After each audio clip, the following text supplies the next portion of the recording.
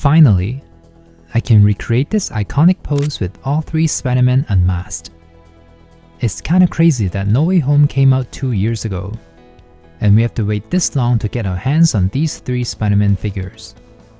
My initial attempts on these 3 were fine, but there were little things that were off, like the outdated gauntlets and the Tom Holland face, or the Sam Raimi suit being a touch too dark, or how it took me layers and layers of paint to get Andrew's suit to look the way I wanted. With this new No Way Home wave, I have another go at these 3. I've already done the final swing in Sam Raimi's suit, and my last video was on Matt Murdock. That figure is interesting. The figure itself was a letdown because the likeness was off, but with a bit of a haircut, the figure turned out pretty neat. Check that video out if you're interested. And speaking of likeness being off, it is a bummer that they didn't update the colors of the Spider-Man suits this time. I love that they are including the unmasked heads, but they could have tweaked the colors of the suits too. The Andrew Garfield figure is the best out of the 3. I went back and rewatched The Amazing Spider-Man 2, and this figure is very accurate to that movie. However, the Andrew Garfield head they provided is clearly from No Way Home. His suit in No Way Home is brighter and much more warm-toned. They made it look like all 3 suits share a similar shade of red in many scenes. That is why the 3-pack seems so jarring. The red on each suit was drastically different. It is like they're not meant to be displayed together or something. Overall, this is a great Amazing Spider-Man 2 figure. But as an MCU fan, I prefer to have this as my No Way Home version. My previous attempt wasn't bad, but it was still too dark. Let's deconstruct this figure. There's an FAQ on the paint and brushes I use in the description box below. For me, the issue I see with this figure is that the black web lines flatten the figure and make it look slightly cartoonish, like the final swing suit. But in No Way Home, they changed them to more of a gunmetal silver color. They also dulled down the blue on this suit.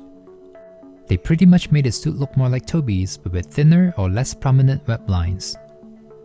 That is what I'm gonna attempt today. Brighten up the red, dull down the blue, make the suit look more metallic or shiny, and change the web lines to gunmetal. I want these 2 figures to stand next to each other and not look jarring. As for the unmasked head, they definitely gave him the Andrew Garfield hair, but the hair color is too dark, and the face is too bare. The likeness is just off. The longer you look at it, the less it resembles Andrew.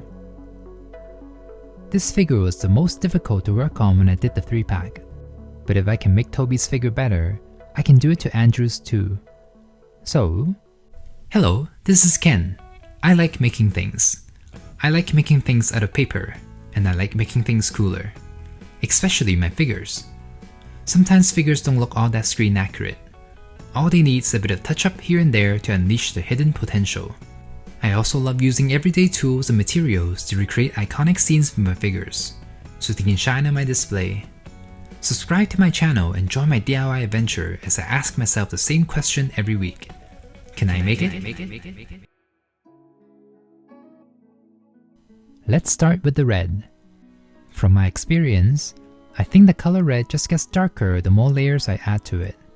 So I kinda have to be efficient with the paint and use minimal layers to brighten up the red. So I mixed a bit of metallic red with the regular red to lighten up the suit and add a bit of shine to it. In my previous attempt, I used the glossy varnish to make the suit look more shiny, but it ended up looking wet rather than metallic. So this time I'm going to avoid doing that.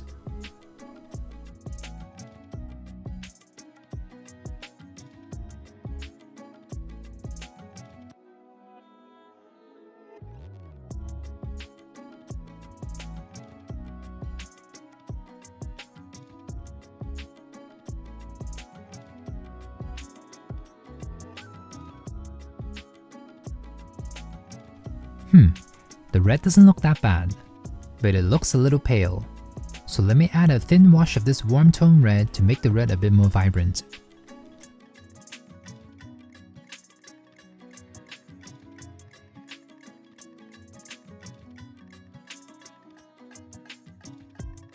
Alright, the red is warmer now. On to the web lines. Time to go over all the webbings with the gunmetal color. I feel like my index finger has abs now. From Ant-Man and the Wasp, to the final swing suit, to Tobey's Spider-Man, I've been doing super fine lines for weeks now. Oh, and I also gave Matt Murdock a haircut. My muscles were sore that day, due to me trying to keep my hand as stable as possible. I see that some of you have suggested making my previous Tobey figure into the symbiote suit. That is an awesome idea. I already have a Venom from Spider-Man 3. Having the symbiote suit next to it would be perfect. But I need a little break first before I do that. Okay, here's the figure with the gunmetal webbings. I am gonna leave it for now. Let's work on the blue next. I feel like this purple leaning blue is throwing the red off. I'm going for more of a muted metallic blue, similar to Tobey's blue but a bit shinier. This particular brand of metallic paint is not my favorite. It is very sheer and it takes a very long time to dry for some reason. And it remains quite tacky as it's drying too.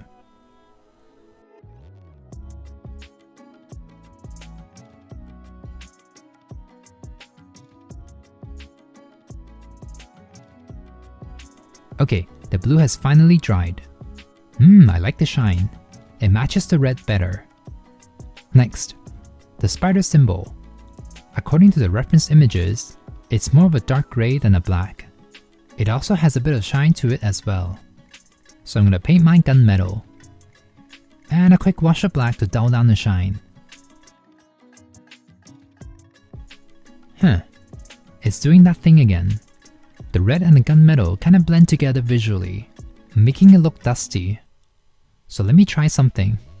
Instead of using the glossy varnish, I'm gonna go over the red with the matte varnish instead. The matte varnish should deepen the color a smidge and also add a bit of a shine, but not to the point where the suit looks wet.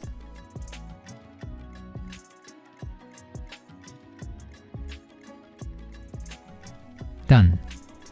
Okay, that's looking better. The red is richer now and I like the subtle sheen. I also went over the spider symbol on the back with the red to make it pop more. And finally, let me seal the paint with this matte spray.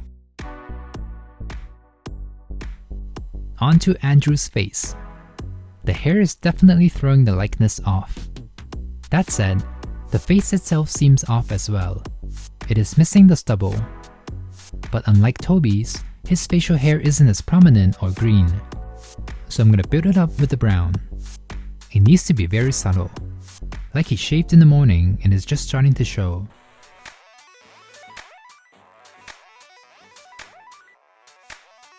It's starting to look too brown.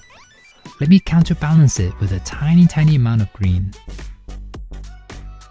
Alright, on to the rest of the face. Let me add a bit more color to his cheeks. And a bit of red to his lips. Next, let me make his brow look more natural.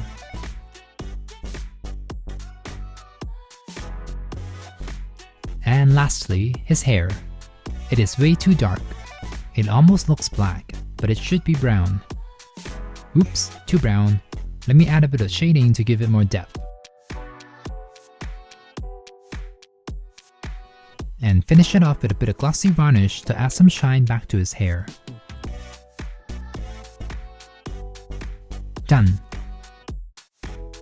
Ooh, the head looks so much more like Andrew now. The original looks so unnatural in comparison.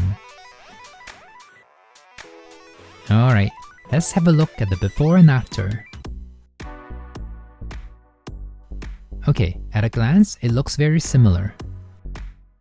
The overall figure is a bit brighter, and the blue is a truer blue. What's interesting is that the web lines look really good up close, but they kinda blend into the suit from afar. Kinda like how they are in No Way Home.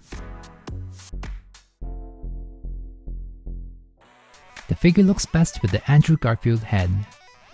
The issue with the original figure becomes more obvious now. The overall colors were too dull.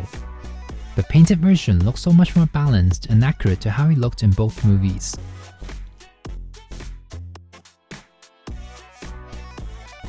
here's the comparison with my previous version. The previous one has a richer red, but the overall colors are a bit too dark. This newly painted Andrew matches my Toby much better. These two are closer in tones, but Andrew's suit is just a bit more metallic. What do you think?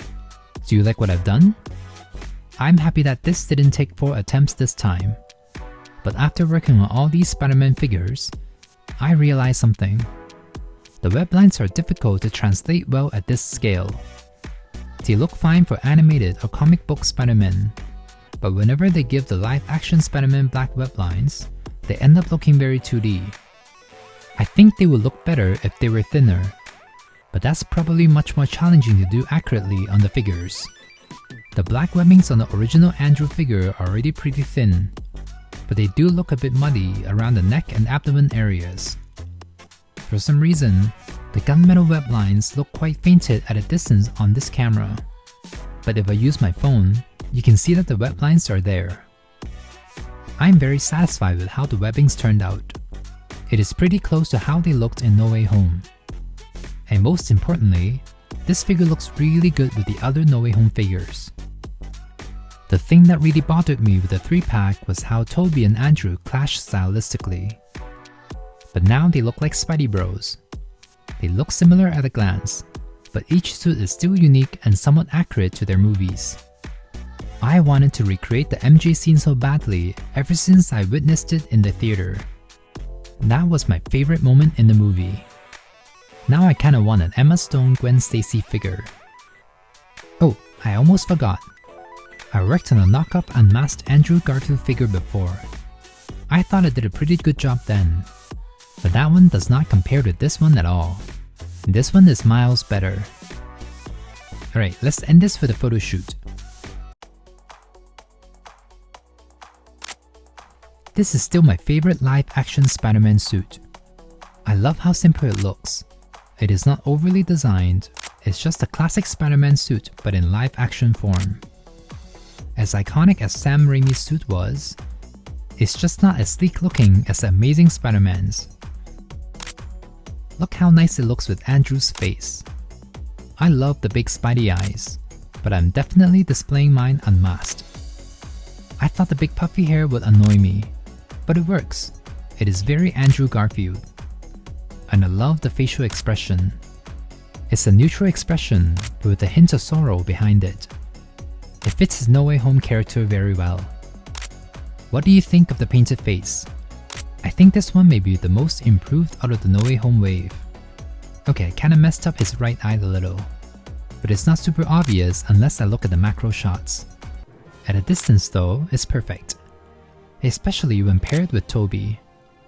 I don't know why, but this just looks so good. 2 different generations of Spider-Man together.